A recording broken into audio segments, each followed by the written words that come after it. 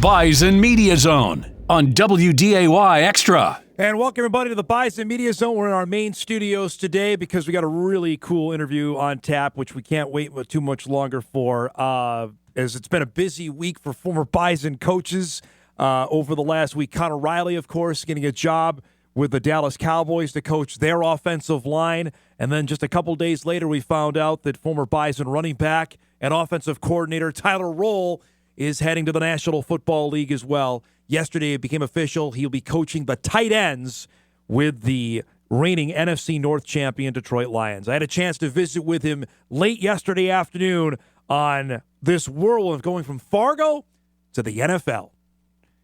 It is our distinct pleasure to visit with the pride of West Fargo, former North Dakota State running back and coach, now the new tight ends coach for the Detroit Lions. Mr. Tyler Roehl is good enough to join us. I'm glad you didn't forget me now that you're a big-timer in the NFL. Never would.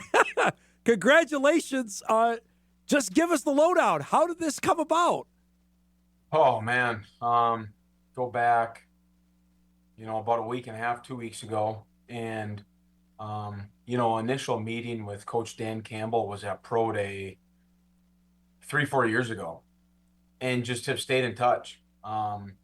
We were exchanging messages and, asked if I would come out here and meet with him and the new offensive coordinator, John Morton, and had an interview process and was out here flew in an early morning, was here for, the length of a day and flew back at night.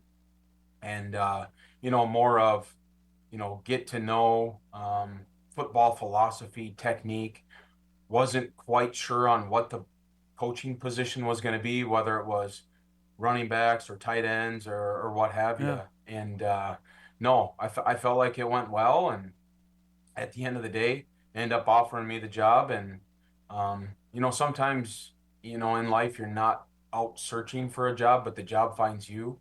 And this has been a goal of mine, and something that, I was aspiring to get to this level. And, I was really, really happy. And my family was really, really happy in Ames, Iowa.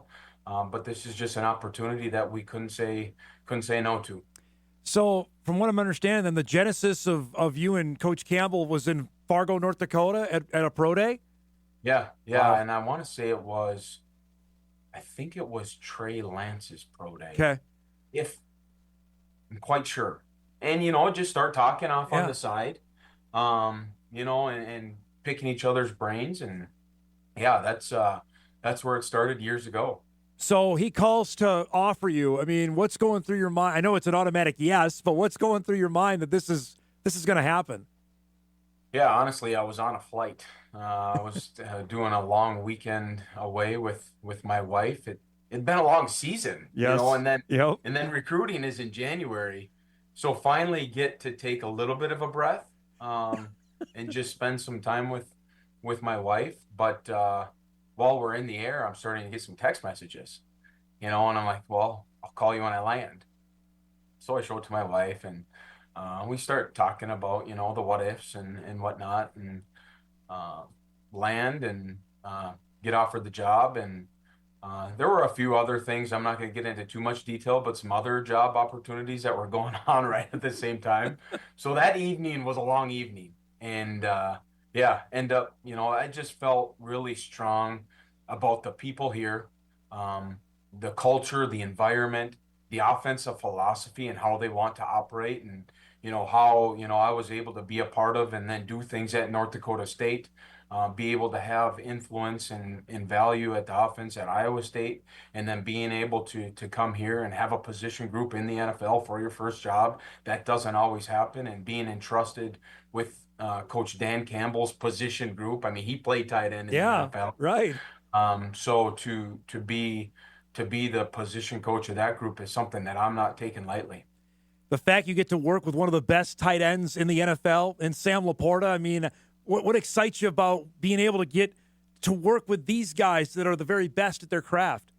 Yeah, I take it as a challenge because I want to find ways to help them get better, to be the absolute best. on a mission here to do things better than they've ever been done before. And that's not changing from when I was at Iowa State to North Dakota State. I want to be the best position coach in the National Football League. So how can I continue to be curious, create the right habits, have impact and influence on those guys daily to raise their standard of play? And, just even having small conversations with them and just hearing their story, what they're about. Man, it's a group that's low ego about the team. Um, people talking about them in the facility, how high character they are, um, high capacity, smart kids, but unbelievable work ethic. So for me to just find ways for them to create value for themselves within the offense to help us as an offense um, do things better than they've ever been done before here. The fact you just said in the National Football League, if you let your mind wrap around that, you're now coaching in the NFL? I don't know if I don't know. I mean, it's been a whirlwind. Yeah. It really has. And you take it day by day because everything's going to be new every single day from here on out for the next 365 days. Everything's going to be brand new. So you just wake up, you're ready to go attack whatever's in front of you, whatever's placed in front of you. And no, it hasn't sunk in. When will it sink in? I don't know. But it's pretty neat and just really grateful and excited for this opportunity. I'd be remiss if I didn't ask, the last 13 months have been like for you, Tyler, that nearly the head football coach here to go work with Eddie George for what you did, to go and work for Matt Campbell at Iowa State. Now this, I mean, this is a whirlwind for like 5 years. It just happened the last 13 months for you. Yeah, everything happens for a reason. And every moment, good, bad, indifferent, what have you, has happened to me and for me for a reason. I'm just pretty lucky and grateful that I've got a strong and supporting wife that is holding down the fort and supporting, loving, caring to let me go and do what I want to do and aspire to do. She's the one that has all the sacrifice and taking care of our three beautiful kids. It's not me, it's her, and I couldn't do this without her and her love and support. But it's been a lot, and so excited with every opportunity, just been able to continue to grow forward in the profession, have impact where I've been. Me just trying to work hard to leave wherever I'm at, whatever I'm doing, whoever I'm impacting better than when I found it. So just grateful for every opportunity. And did I imagine it going this way after being in North Dakota for, 37, 38 years of my life to then going Nashville to Ames to Detroit? No, I didn't. But everything has and will happen for a reason, and just taking it in stride. How much does that even more clarity of 2020 now, that how I know upset or frustrated that you didn't get the job here, that now, well, maybe all's well that ends well. Now you're in the NFL. Yeah. Yeah, it's again, everything happens for a reason. Yeah. The places that you're put into, the people that you're surrounded with. It's there's a plan. Don't know what the plan is. It's bigger than myself, and just again taking it in stride. So now you're actually probably doing something you're probably familiar with. You're getting ready for the combine, I heard you say. So you're looking at college guys. You just left that. Is that at least some familiarity with starting a new job like this? Yeah, it's pretty neat. In the recruiting process, you have a plan and how you want to evaluate player X, and whether it be doing deep dive on social media, getting to know the people that surround that individual. I mean, you do a deep dive, and now you're given a list of kids who are not in high school, they're in college. So I feel like, and I'm trying to figure it out just kind of hourly here, daily, like what's the best way. So using my resources and just the knowledge of the how and why to figure out the human being, the football player, the makeup of the player, and it's been a deep dive of film right now, getting ready for informal meetings, formal meetings, kind of even like the scheduling of the combine. It's all new. So no, I'm just trying to use my past experiences to help me with this evaluation process. I know when we talked, when you were at the combine, I want to say 2-3 years ago when Christian Watson was there, and I know how much you were networking, and also, you're there to represent what Christian was doing, and Cody for that matter as well. How much did that come full circle? The connections you made helped to facilitate this job, you think? Yeah, I think you're always trying to surround yourself with like-minded people, meet like-minded people, and uh, was able to do that, and have been able to make the right connections. But it's the trusting relationships that that are the ones that help you get to like a situation like this. Mm. The lasting relationships. And I think even doing that, it opened the doors for like professional development. For us in 23 to be able to, lead college football and passing efficiency. That was done because I did professional develop, and deeper dive into our pass game and the how and why of by sitting with the Vikings and doing some Zoom calls Yeah. with other coaches. Just to figuring out how and why. How are you isolating X, Y, and Z? How are you able to do this with, one of the best players in the NFL? Well, what's your mechanisms? And able to kind of put that into our own terms at North Dakota State to be able to flourish and allow Cam to play really fast. And man, he and the staff really built on that. And Coach Hedberg continue to do an unbelievable job with Cam, and seeing him continue to flourish with a small part of that system that was in place was really gratifying. I know you were in the submarine in Ames, but did you get a chance to see any of NDSU and what happened in Frisco? Oh yeah, I watched that whole game. Um, there's a lot of guys in that program that I still love, and guys that, I'm getting texts from today, yesterday, last week, calls while I'm recruiting. Guys that if I were out on the recruiting road in the future, I would have made sure to, if I was recruiting in Florida, I would have gone to see Hunter Brosio. If I, just Yep. people that have big impact on your life that you want to continue to stay in touch with, whether it be wedding invites for this summer that, you know, now I don't know if I'm going to be able to make or not. And was hoping to be down at one in Texas Yeah. last weekend, Yes. but then this whole deal happened. So, no, it's a lot of special people, and, really hopeful for the guys that are aspiring to play at this level. I know there's one young man that got invited to the combine, and there's another that was in an all-star game, and they're going to continue to work hard because that's they've got Bison pride, and they're going to work hard to achieve their goals. I say you're going to be pounding on the table for maybe a couple, especially an offensive lineman you know pretty well, in Gray Zabel that might have a chance to be a first-round NFL draft pick. Yeah, I don't know what I can say, what I can't say. I don't know. I'm Yeah. just going to plead the fifth, and Gray knows I love him. Cam knows I love them. I mean, those guys mean a lot to me, and really happy for their success. Really happy. The year in the Big 12, what was a couple of eye-opening moments that stand out of a holy cow, this is a different level of football than what you were used to?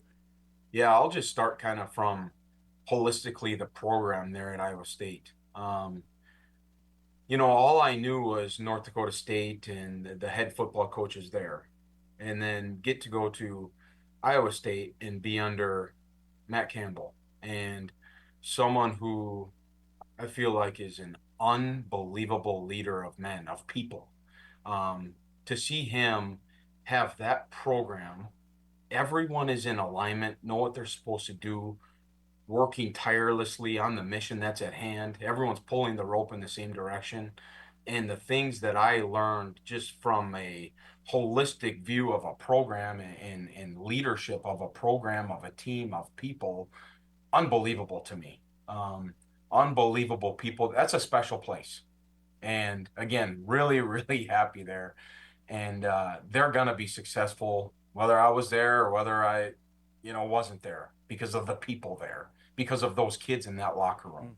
And, no, it was eye opening, just their weekly routine. how they wanted to game plan. The structure of practice in the morning compared to practice in the afternoon. Game day was game day. A lot of similarities there, but a lot of it just was the routine. And there again, for the almost full year that I was there, just every single day was brand new, and every new day had new experiences. So every day was a learning experience, and just wanted to help, you know, provide value where I could in terms of, scheme, play, fit, procedure, offensive, holistic view, program view. But was just extremely grateful for that staff, that offensive staff, and definitely Coach Matt Campbell.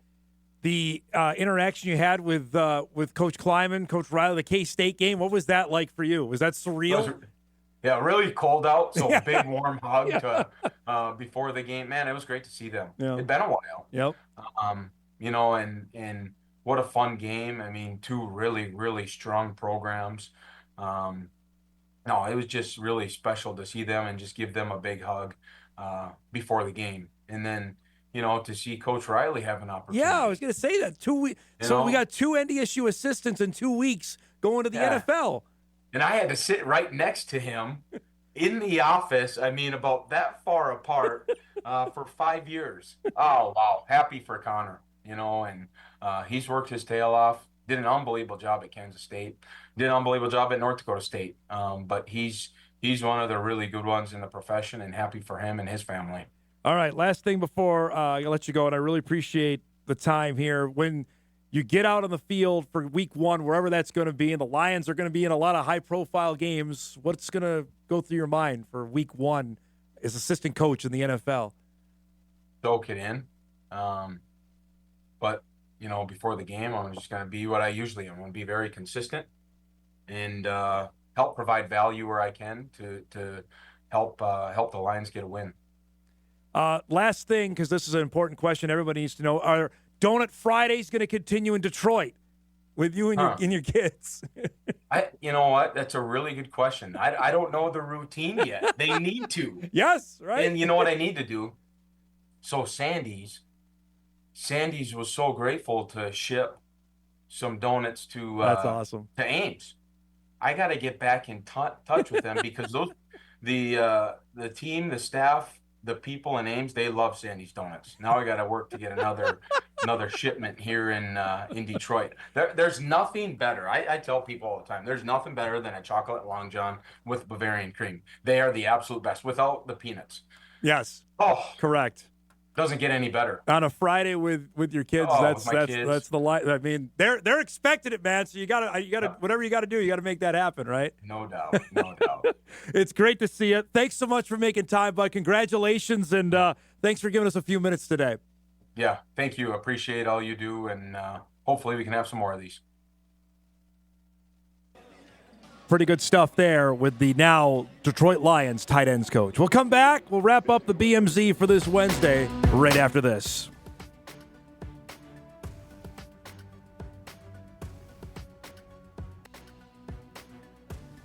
All right, wrapping things up here on the BMZ. We got a monster night of Summit League men's games, including North Dakota State and South Dakota State. 7 o'clock tonight in Brookings. The Bison sit a half game ahead of USD for 4th.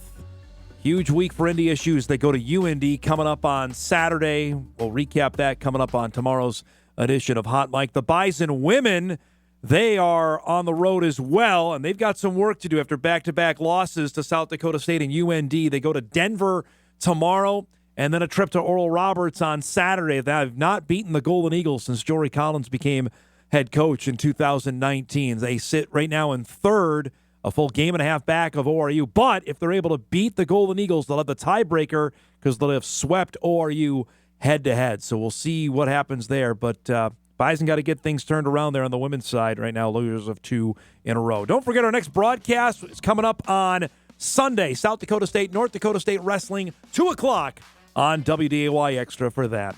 Our thanks to Tyler Roehl for joining us this week on the Bison Media Zone. We do it each and every Wednesday at 10:30. Thanks so much for watching, everybody. We'll see you back here next week on the BMZ on WDAY Extra.